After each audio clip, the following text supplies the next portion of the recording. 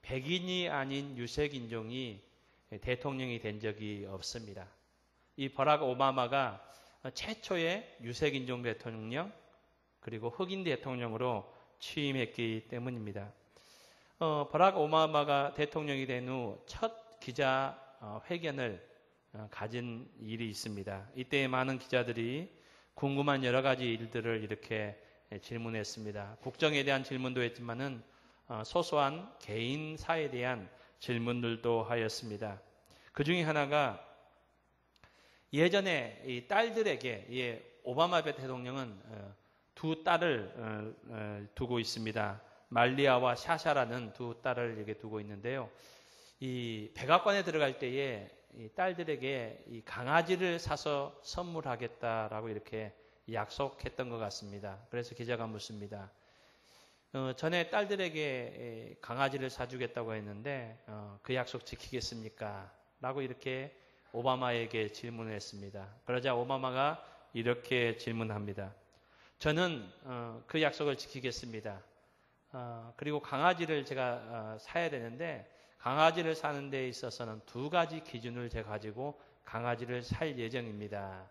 첫 번째 하나는 저의 첫째 딸인 말리아가 알레르기 체질이기 때문에 여러분 이 동물 털들 때문에 이 알레르기를 앓는 우리 아이들 있잖아요. 그래서 이 우리 딸이 알레르기 체질이기 때문에 그것을 첫 번째로는 고려해서 강아지를 제가 고르겠고 또 두 번째 기준은 일반 상점에서 이 강아지를 구입하는 것이 아니라 유기견 보호소에서 제가 가서 강아지를 고르겠습니다.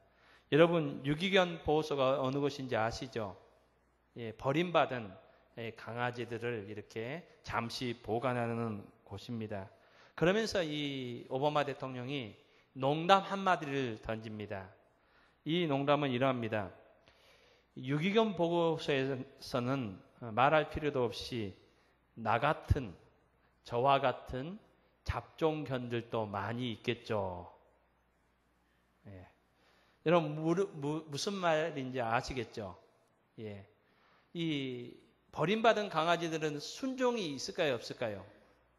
순종은 비싸기 때문에 귀하기 때문에 잘 버리지 않습니다.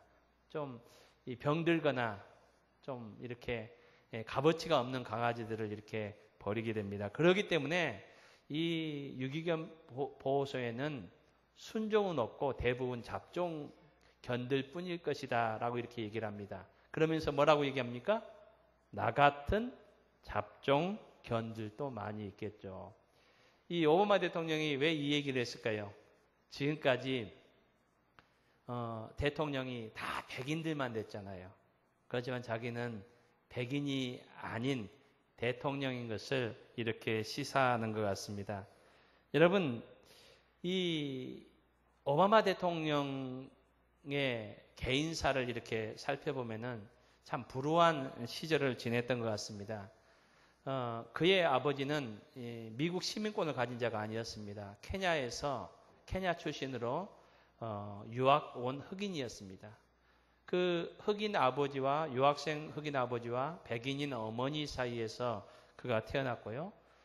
그가 태어나고 나서 얼마 되지 않아서 이혼을 하게 됩니다. 이 오바마는 어머니가 이렇게 키우게 됩니다. 백인 어머니가 키우게 되고요. 그리고 머지않아서 어머니가 또 재혼을 해서 인도네시아라고 하는데 또 어머니가 다시 재차 이혼을 해서 또 이렇게 미국 땅에 와서 살았습니다. 여러분, 이 청소년 시절이 얼마나 힘들었겠습니까? 불우한 청소년 시절을 이렇게 살다 보니까 참 힘들어서 청소년 때에 담배도 손을 대었고 또 술도 손을 대었고 그리고 마약까지도 손을 대었던 그런 시절이 있었다고 그는 고백했습니다. 그는 다문화 가정에서 오늘 우리나라에 보면 다문화 가정에서 태어나서 살았고 불우한 청소년 시절을 살았습니다. 어떻게 보면은 이런 것들이 그에게 있어서는 콤플렉스이고 남들에게 말하고 싶지 않는 숨기고 싶은 상처일 것입니다. 그렇지만은 오바마 대통령이 기자회견에서 이런 유머를 통해서 이렇게 자기를 이렇게 잡종견, 유기견 보호소에 있는 잡종견과 같은 비유하면서 이렇게 얘기하는 것은 여러분 더 이상 그런 것들이 자기에게 컴플렉스나 상처가 되지 않는다는 겁니다. 여러분 오바마 대통령이 최초의 흑인 대통령이 될 수 있었던 여러 가지 이유 중에 하나는 더 이상 이런 것들 콤플렉스나 상처 가운데 그가 살지 않고 이 모든 것을 당당히 이겨내고 극복한 사람이었기 때문에 그가 최초의 흑인 대통령이 될 수 있었음을 우리는 볼 수 있습니다. 사랑하는 성도님 여러분, 오늘 본문에 나오는 요셉은 하나님께서 아름답게 크게 사용하신 인물입니다. 하나님께서는 왜 요셉을 이렇게 하나님의 일에 아름답게 크게 사용하셨습니까? 세상에서도 특별한 점이 있는 사람들을 이렇게 세웁니다. 하나님께서도 이런 부분에서는 동일한 것 같습니다. 요셉에게 있어서 하나님께서 사용하시는 사람으로 쓰임받은 그런 특별한 내용이, 특별한 점이 요셉에게도 있었다는 겁니다. 여러분 그 점이 무엇일까요? 오늘 본문에 나오는 요셉도 이 버락 오바마처럼 이렇게 청소년 시절에 많은 상처가 있었던 인물입니다. 우리가 요셉에 대해서 너무나도 잘 알고 있습니다. 요셉은 한두 가지가 아니었습니다. 창세기 37장에 보면은 요셉은 어린 시절부터 10명의 형님들에게 따돌림을 받는, 요즘으로 말하면 왕따죠. 여러분 형제 간에도, 형제가 이 아들만 12이었거든요. 이 가운데서 10명의 형들에게 따돌림을 받는 그런 상황에서 살았습니다. 여러분 37장 내용에서만 보면은요, 형들이 요셉에게 대해서 어떠한 대우를 했는지 이를 잘 말해주고 있습니다. 37장 4절 말씀에 보면은 형들이 그를 미워하여라고 기록하고 있습니다. 5절 말씀에 보면은 형들이 그를, 요셉을 더욱 미워하였다라고 기록하고 있습니다. 8절 말씀에도 동일하게 형들이 그를 더욱 미워하더니라고 이렇게 말하고 있습니다. 37장 11절 말씀에 보면은 요셉의 10명의 형들은 요셉을 시기하였다라고 이렇게 말하고 있습니다. 여러분 왜 이렇게 형들은 요셉을 미워하고 시기하였을까요? 특별히 아버지로부터 이 요셉이 사랑을 더 많이 받았기 때문입니다. 여러분 우리가 읽지는 않았지만 37장 4절 말씀에 보면은 이런 독특한 표현이 있습니다. 이 형님들이, 이 요셉이 11번째 아들이거든요. 10명의 형님들이 이렇게 기록되어 있습니다. 우리 성경에 보면 그에게, 그는 요셉을 말합니다. 그에게 편안하게 말할 수 없었더라. 형님들이 이 동생에게 편안하게 말할 수 없었더라라는 내용이 기록되어 있습니다. 여러분 동생이 이 11번째 동생이면은 11번째면 첫 번째 형하고는 몇 살 차이가 날까요? 혹시 아시는 분이 있습니까? 아시는 분이 있으면 저한테 얘기 좀 해 주십시오. 예, 성경에 나와 있지 않습니다.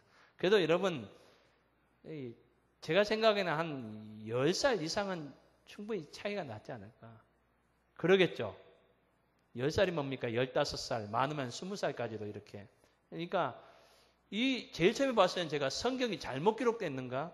이 요셉이 형들한테 편안하게 말하지 못했다. 왜냐하면 형들이 그를 미워하고 또 형들이 나이가 많으니까, 윗사람이니까. 그런 내용인 줄 알았는데 성경 그렇게 말하고 있지 않습니다. 형들이 이 동생 요셉에게 편안하게 말할 수 없었더라 라고 이렇게 말합니다. 여러분 히브리 원문을 보면은 이렇게 표현되어 있습니다. 형들이 요셉에게 샬롬을 하지 않았다 라는 표현입니다. 여러분 샬롬이 무엇입니까? 평안, 평화라는 이런 단어입니다. 우리나라 말로 번역을 하면은, 여러분 우리나라는 인사를 어떻게 합니까? 만나면 안녕하세요, 예, 반갑습니다 이렇게 인사를 합니다. 한 20, 30년 전에는 간밤에 별거 없으셨습니까? 하도 그냥 하룻밤 자고 나서 일일이 생기니까 그렇게 얘기하지만 요즘에는 안녕하세요, 예, 반갑습니다. 여러분 유대인들의 인사가 샬롬입니다. 평화, 평강. 이 말은 뭡니까? 형들이 동생에게 아는 척하지 않았다는 거예요. 여러분, 요즘도 뭐 직장이나 학교에서나 이렇게 없는 사람 취급하는 거 있잖아요. 그것을 이렇게 표현한다고 합니다. 그림자. 예. 없는 새 취급하는 거예요. 예, 왕따시키는 거죠. 예, 말해도 듣지도 않고 또 어떤 얘기를 할 때 아예 제외시키고. 그러니까 이 요셉은 형들에게 그런 대우를 받았다는 겁니다. 여러분, 요셉이 어려서부터 얼마나 그게 상처가 되었겠습니까? 여러분, 원만한 가정 가운데서도 이런 경우들이 있더라고요. 나는 우리 부모님들은 막 형만, 공부 잘하는 형만 이렇게 좋아하더라, 좋아했었다. 누나만 이렇게 좋아했었다. 여러분, 혹시 이런 마음들 가지고 계신 분 있습니까? 상처가 있습니까? 요셉은 너무 심한 이런 형님들로부터 왕따를 당했습니다. 37장에 보면은 더 심한 일이 일어납니다. 이 아버지 야곱이 이 자녀들 가운데서 야곱의 가정은 목축업을 하고 있었습니다. 그래서 양들을 키우기 위해서 이곳저곳을 이렇게 이동해야 되는데 집은 따로 있지만은 이 양을 치우기 위해서 이곳저곳을 움직였습니다. 이 일에 야곱은 아들들 중에 10명의 아들들만 보냈습니다. 이 요셉은 결코 그런 험한 일을 시키지 않았습니다. 아버지 곁에 이렇게 고이 키웠습니다. 그러던 중에 이 아버지가 요셉에게 심부름을 시킵니다.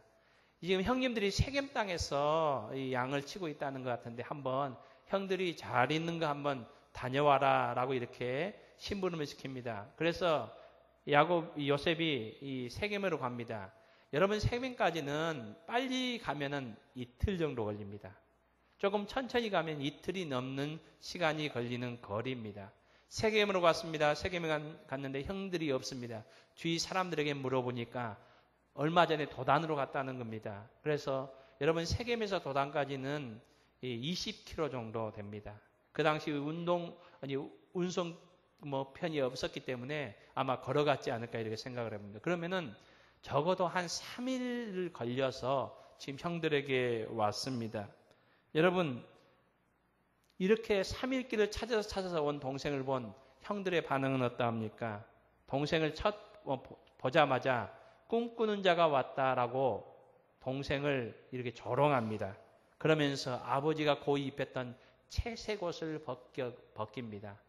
그리고 구덩이에 요셉을 넣었다고 성경을 말합니다. 여러분, 구덩이가 우리가 생각하는 그런 보편적인 구덩이가 아닙니다. 이 팔레스틴 지역은 비가 자주 내리지 않는 지역입니다. 그래서 그 당시 목축업을 하던 목자들은 가는 곳마다 이 양들에게 먹일 물을 이렇게 잘 이렇게 보관을 해야 됩니다. 그래서 이 구덩이를 파는데 구덩이를 어떻게 파는고 하니까 여러분, 꽃병 아시죠? 꽃병. 꽃병은 일반 항아리처럼 이렇게 안 생겼지 않습니까? 꽃병은 주둥이는 이렇게 가늘고 뒤로 갈 수 있도록 이렇게 넓습니다. 여러분, 이런 모양입니다. 그래서 이 구멍을 팔 땐 윗 구멍은 조그마하지만은 이 밑에는 어떤 창고처럼 아주 크게 판다고 합니다. 그래서 물이 그 안으로 잘 들어가서 많이 모이고 그리고 큰 돌로 거기를 막아서 물이 소비되는 것을 이렇게 잘 막았다고 합니다. 여러분, 그렇기 때문에 그 안은 이 햇빛이 잘 들지 않는 컴컴한 그런 곳입니다. 그곳에 동생을 이렇게 밀어 넣었습니다. 제일 처음에는 이 동생 요셉을 죽이려고 합니다. 죽이려고 하면서 그들이 이 식사를 합니다. 여러분, 그때 요셉이 어떻게 했겠습니까? 형님들을 향해서 동생을 그 구덩이에 쳐놓고 아무렇지도 않다는 듯이 식사를 하고 있는 형님들을 향하여 형님, 제가 무슨 잘못을 했습니까? 저를 용서해 주세요. 혹시 잘못되면 용서해 주시고 저 너무나도 지금 깜깜하고 너무나도 지금 여기 힘듭니다. 여러분, 그 당시 지금 요셉이 들어갔을 때는 아마 건기였기 때문에 물이 없었던 것 같습니다.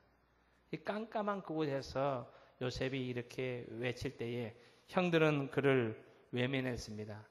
그리고 그들의 마음이 좀 변해서 미디안 상인들을 만났을 때 미디안 상인들에게 은 20개의 그를 노예로 팔아버린 사람들이 형들입니다. 여러분, 어린 시절에 이것을 경험한 요셉, 얼마나 이것이 상처가 되었을까요?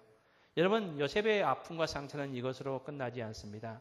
창세기 39장에 보면 미디안 상인들에게 노예로 이렇게 끌려가다가 이 애굽의 친위 대장이었던 보디발의 집에 노예로 이렇게 팔려가게 됩니다. 요셉은 이곳에서도 열심히 충성스럽게 일해서 보디발의 눈에 띄어서 인정받아서 그 가정의 모든 것을 담당하는 가정총무의 자리까지 이렇게 올라가게 됩니다. 이 요셉은 한순간도 주인의 그 마음을 불편하게 하지 않고 신실하게 주인을 위하여 일했습니다. 그런데 사건이 생깁니다. 어떤 사건이 생깁니까? 우리가 잘 알고 있잖아요. 보디발의 아내가 요셉을 흠모해서 요셉을 이렇게 유혹하지만은 요셉은 주인에게 충성스러운 사람이었기 때문에 결코 그 요구를 받아들이지 않습니다. 거절합니다. 여러분, 그렇지만 결과는 어떻게 됩니까? 보디발의 아내의 그 거짓말로 요셉이 감옥에 들어갔다고 성경은 우리에게 말하고 있습니다. 여러분, 억울하게 주인에게 충성스럽게 주인을 위하여 이렇게 끝까지 신의를 지켰는데 오히려 그게 온 것은 거짓말에 의해서 감옥에 들어갔습니다. 한 가지 재미있는 사실은 여러분, 그 당시 그런 일이 생기면은 주인은 종이 노예가 그런 일을 했다고 자기의 아내를 범했다는 것을 믿었다면은 여러분 바로 죽였을 겁니다. 그렇게 할 수 있는 시대였기 때문에 그렇습니다. 그리고 여러분, 감옥에 넣더라도 여러분 어떤 감옥에 넣겠습니까? 오늘 성경에 보면은 이 보디발이 정치인들을 수용하는 정치인 수용소에 넣었다고 이렇게 말하고 있습니다. 여러분, 이 내용들을 보면은 이 보디발이 어느 정도 지금 요셉이 그런 잘못을 하지 않았다는 것을 이 보디발도 알고 있다는 겁니다. 지금 자기의 아내가 지금 거짓말하고 있다는 것을 아마 보디발도 알고 있었던 것 같습니다. 여러분, 그럼에도 불구하고 이 보디발은 요셉을 감옥 속에 넣었습니다. 여러분, 이때에 지금까지 보디발을 위하여 충성스럽게 일했던 요셉은 얼마나 억울했겠습니까? 여러분, 성경에 보면은 39장 5절 말씀에 보면은 이런 구절이 있습니다. 여호와께서 요셉을 위하여 그 애굽 사람의 집에 복을 내리심으로 여호와의 복이 그의 집과 밭에 있는 모든 소유에 미친지라. 보디발에게 있어서 요셉은 굴러온 복덩어리였습니다. 지금까지 한 번도 주인의 마음을 섭섭하게 하지 않았고 신실하게, 여러분 이 일도 지금 억울하게 지금 누명을 썼는데 이 일도 이 요셉이 주인을 위하여 그렇게 했지 않습니까? 그럼에도 지금 누명을 쓰고 감옥에 들어갔습니다. 여러분, 이 상처와 아픔도 얼마나 했겠습니까? 여러분, 창세기 40장에 보면 또 다른 이야기가 나옵니다. 그 정치인 수용소에서 같이 함께 수감한 사람들이 떡 맡은 관원장, 술 맡은 관원장이었습니다. 요즘으로 얘기하면은 이 비서실에서 왕의 최측근에서 일하는 비서실에서 일한 사람들이었던 책임자들이었던 것 같습니다. 그들이 꿈을 꾸었고 그 꿈을 해석을 해주었습니다. 그 가운데서 요셉이 술 맡은 관원장의 꿈을 해석해주고 나서 당신은 곧 지금까지 억울한 누명을 썼는데 그것이 해소되어서 다시 복귀될 것입니다. 이 감옥에서 나갈 수 있을 것입니다. 라고 하면서 40장 14절에 이 술 맡은 관원장에게 간곡히 부탁을 합니다. 그 내용이 이러합니다. 나를 생각하고 내 사정을 바로에게 아뢰어 나를 건져 주시옵소서. 15절 말씀에는 이렇게 얘기합니다. 나는 죄가 없는 사람입니다. 요셉이 이 술 맡은 관원장에게 간곡하게 얘기합니다. 당신 하나님께 주신 지혜로 당신의 꿈을 해몽해 보니까 당신은 곧 이제 다시 이 감옥에서 나가서 원래의 그 위치에서 일할 수 있을 것입니다. 그때가 되면은 이 바로 왕에게 나의 억울함을 꼭 얘기해 주십시오. 그래서 나도 이 감옥에서 나갈 수 있도록 해 주십시오. 라고 이렇게 부탁을 했습니다. 여러분 그렇지만은 그 결과는 어떠합니까? 23절 말씀에 보면은 이렇게 나와 있습니다. 술 맡은 관원장이 요셉을 기억하지 못하고 그를 잊었더라. 여러분 2년 동안 성경에 보면 2년 동안 잊었다는 겁니다. 여러분 진짜 잊었을까요? 여러분 이 표현은 저는 이렇게 생각합니다. 이 술 맡은 관원장이 이 화장실 들어올 때와 나갈 때와 마음이 바뀐 겁니다. 나갈 때는 그 당시 꿈을 해석해 줄 때는 자기가 이 감옥에서 나간다니까 그래 내가 꼭 말해주마 이렇게 했지만은 여러분 요셉이 노예고요.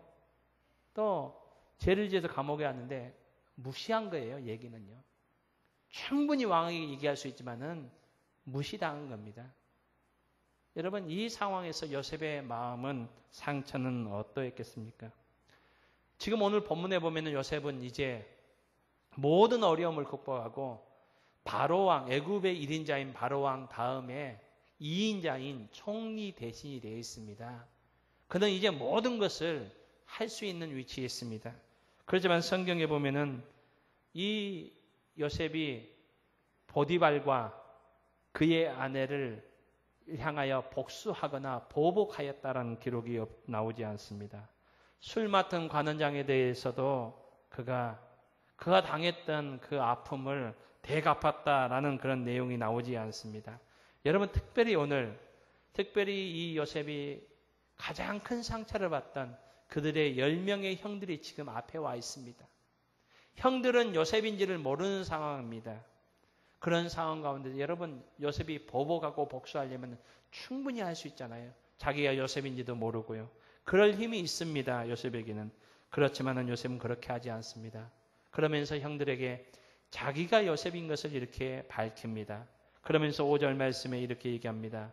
형님들, 요셉이라는 걸 밝히니까 형들이 이제 두려워합니다. 우리는 이제 끝났다. 그럴 때에 요셉이 5절 말씀에서 이렇게 하반절에 이렇게 얘기합니다. 형님들, 근심하지 마십시오. 한탄하지 마십시오.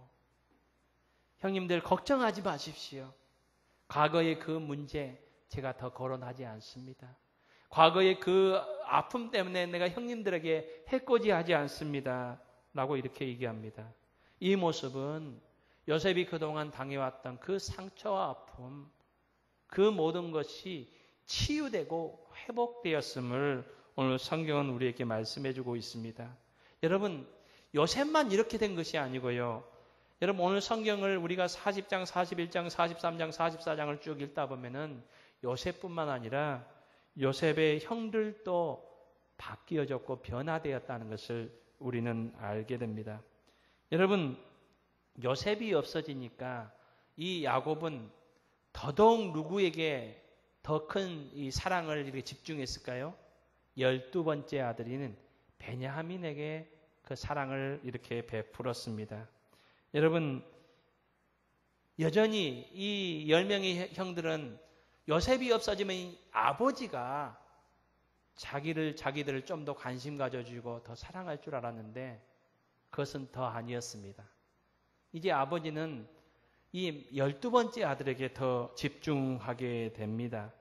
여러분 42장에 보면은 이 야곱이 사는 땅에 먹을 것이 없습니다. 먹을 것은 애굽 땅밖에 없습니다. 그때에 이 야곱이 애굽 땅에 양식을 구하러 아들들을 보냈는데 여러분 요셉은 이제 죽었다고 생각합니다. 그래 11아들이 남아 있습니다. 여러분 몇 명을 보내는지 아십니까? 10명을 보냅니다. 베냐민은 안 보내고요. 여러분 44장 30절에 보면은 유다가 요셉에게 이런 얘기를 합니다. 자신의 동생 요셉인 줄 모르면서 자기의 가정사를 얘기하면서 이렇게 얘기합니다. 우리 아버지 야곱과 막내 베냐민의 생명은 하나로 엮여 있습니다. 이 베냐민에게 뭔 일이 생기면 우리 아버지 죽습니다. 이 베냐민의 생명은 우리 아버지의 생명과 같습니다. 이 아버지 야곱이 얼마나 이 베냐민을 생각하는지에 대해서 이렇게 얘기를 하고 있습니다. 여러분, 이 야곱의 이 사랑은 이 요셉을 향한 사랑, 베냐민을 향한 사랑, 이것은 다른 10명의 아들에게 여러분 상처 아니었을까요? 여러분 이 상처가 컸기 때문에 10명의 아들들이 요셉을 그렇게 미워했지 않겠습니까? 여러분 대개 가정에서 이렇게 옛날에는 자녀가 많이 있었잖아요. 자녀가 많이 적어도 6명, 7명 이렇게 될 때는 이 가정이 옛날에는 또 어려웠기 때문에 이 옷을 사면은 여러분 제일 첫째를 사줍니다. 여러분 첫째 사주면은 둘째, 셋째도 사줍니까? 예, 이제 돈이 많은 가정 그러지만은 그렇지 않은 평범한 가정들은 첫째가 산 옷은 누가 또 입습니까? 둘째가 입고요. 그것이 또 떨어지지 않으면 몇째까지 내려갑니까? 쭉쭉쭉쭉 내려갑니다. 여러분 그렇지만은 이 야곱은 어떻게 했습니까? 여러분 당시에도 장자를 제일 중요하게 여겼는데 이 요셉은요. 첫째 아들, 둘째 아들, 셋째 아들, 넷째 아들, 열째 아들까지는 새 옷 안 사줬습니다. 오히려 누구에게 사줬다고요? 11번째 아들 요셉에게만 채색 옷을 사줬다는 겁니다. 여러분 이것이 그들에게는 많은 상처였습니다. 아픔이었습니다. 그 아픔이 잘못된 방향으로 나가서 요셉을 죽이려고 했고 노예로 파는 그런 잘못된 행동을 했던 이 형들이었습니다. 여러분 44장에 보면은 어떤 사건이 나옵니까? 마지막에는 이제 요셉이 자신의 신분을 숨기고 막내 동생까지 데려와야만 다음번에는 양식을 준다고 해서 이 야곱이 막내 아들 베냐민을 못 보내다가 안 보내고 버티다가 이제 더 이상 굶어 죽을 것 같으니까 10명의 아들들과 함께 막내 12번째 아들 베냐민까지 보냅니다. 보냈는데 곡식을 줍니다. 돈을 주고 샀습니다. 곡식을 줬는데 돌아가는 길에 보니까 이 베냐민의 곡식 자루에 요셉의 은잔이 들어 있습니다. 이것이 발각되어서 다시 요셉 앞에 오게 됩니다. 그래서 요셉이 이렇게 얘기합니다. 10명의 이 형들에게 이 베냐민이 훔쳤기 때문에 베냐민은 못 돌아가고 이제 내 노예가 될 것이고 나머지 10명은 이 죄가 없으니까 다 고향 땅으로 곡식을 가지고 돌아가시오. 이렇게 얘기합니다. 여러분 옛날 같으면 이 10명의 형들이 어떻게 하겠습니까? 옛날에는 자기들의 손에 피를 묻히면서 동생을 이렇게 제거하려고 했는데 지금은 자기들의 손에 의해서가 아닙니다.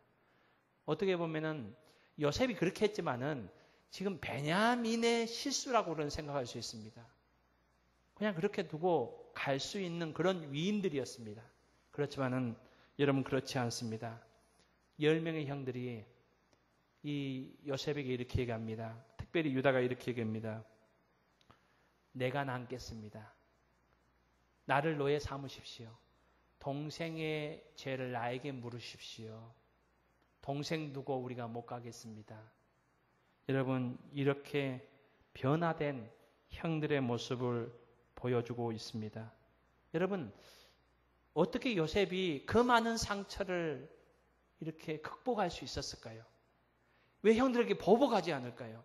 그리고 이 10명의 형들도 어떻게 이들이 13년의 세월 동안에 어떻게 이들이 이렇게 변화된 모습으로 바뀌게 되었습니까?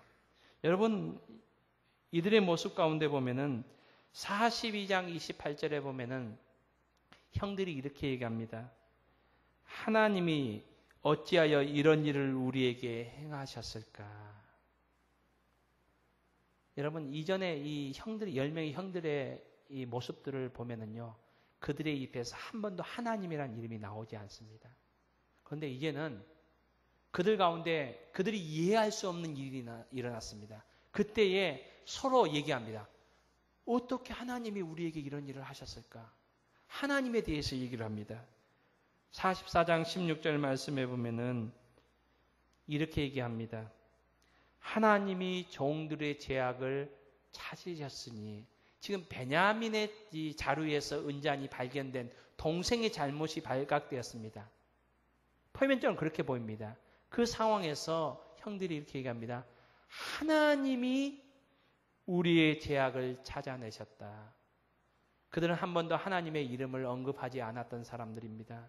하나님 없이, 하나님 없는 삶을 살아가던 그런 사람들 입술에서 하나님이 나오고 있습니다. 여러분, 오늘 본문에도 이런 내용이 나옵니다. 이 요셉이 형들에게 형님들 근심하지 마십시오. 형님들 한탄하지 마십시오. 형님들 내 마음의 아픔 상처는 다 치유되었습니다. 이렇게 얘기하면서 이런 내용을 요셉이 말합니다. 5절의 말씀입니다. 하나님이 생명을 구원하시려고 나를 당신들보다 먼저 보내셨나이다. 7절 말씀에 이렇게 얘기합니다. 하나님이 큰 구원으로 당신들의 생명을 보존하고 당신들의 후손을 세상에 두시려고 나를 당신들보다 먼저 보내셨나니 8절에 또 이렇게 고백합니다. 그런즉 나를 이리로 보내신 이는 당신들이 아니요 하나님이시라. 하나님이 나를 바로에게 아버지로 삼으시고 그 온 집의 주로 삼으시며 애굽의 온 땅의 통치자로 삼으셨나이다.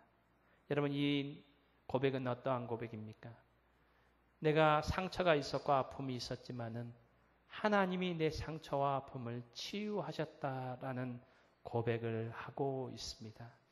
사랑하는 성도님 여러분, 오늘 우리 마음속에 아픔과 상처가 있다면 우리 마음 밑바닥, 우리가 지금 생각하지 않는 그런 생각나지 않는 부분이라도 그렇지만은 순간순간 우리에게 올라오는 그런 상처가 있다 하더라도 이 상처들을 우리 하나님께서 치유하여 주실 줄로 믿습니다. 요셉을 치유하셨고 요셉의 다른 10명의 형들을 치유하셨던, 회복시켰던 하나님께서 우리의 모든 상처와 아픔을 치유하시고 또 회복시켜 주실 줄로 믿습니다.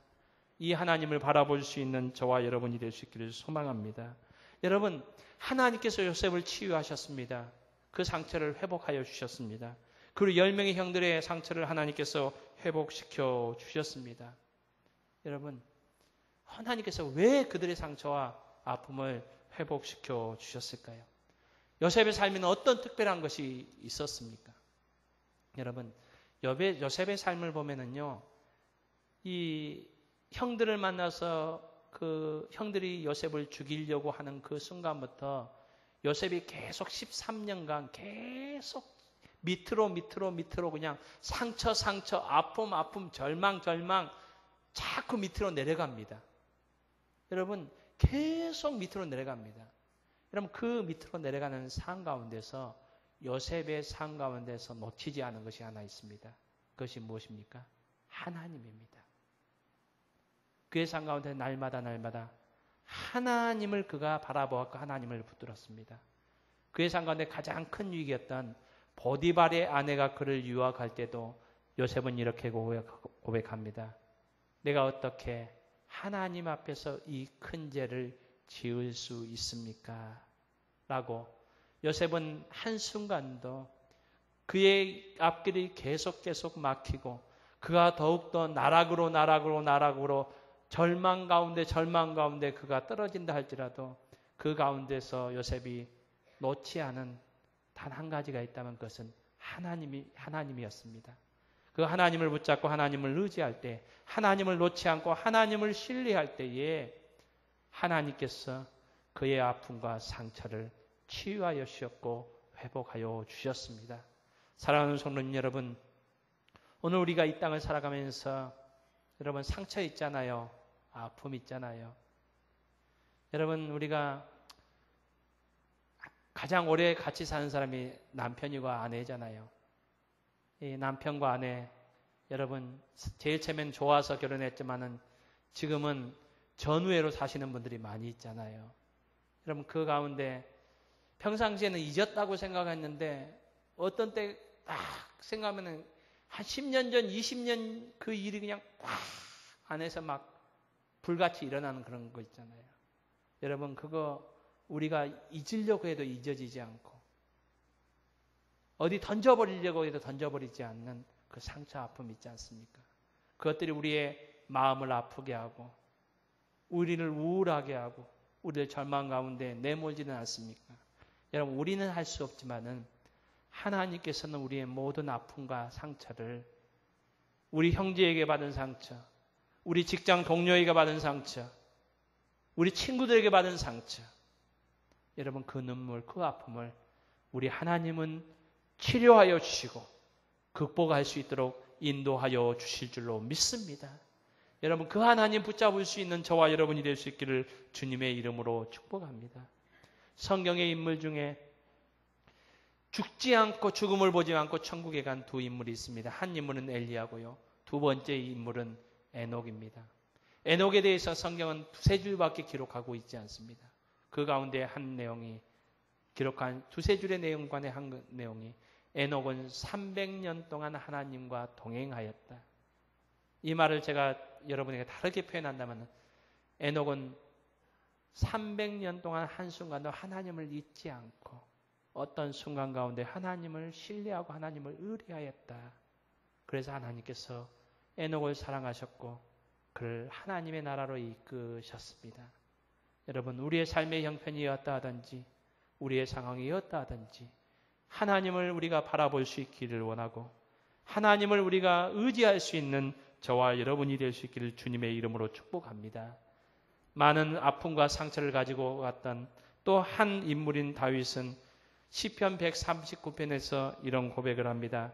시편 139편 7절로 10절 말씀에서 내가 주의 영을 떠나 어디로 가며 주의 앞에서 어디로 피하리까? 내가 하늘에 올라갈지라도 거기 계시며 수월에 내 자리를 펼지라도 거기 계시니이다. 내가 새벽 날개를 치며 바다 끝에 가서 거주할지라도 거기서도 주의 손이 나를 인도하시며 주의 오른손이 나를 붙드시리로다. 아멘. 우리를 붙드시며 우리를 치료하시며 회복시키시는 이 하나님 항상 의지하는 우리 모두가 될 수 있기를 주님의 이름으로 축복합니다.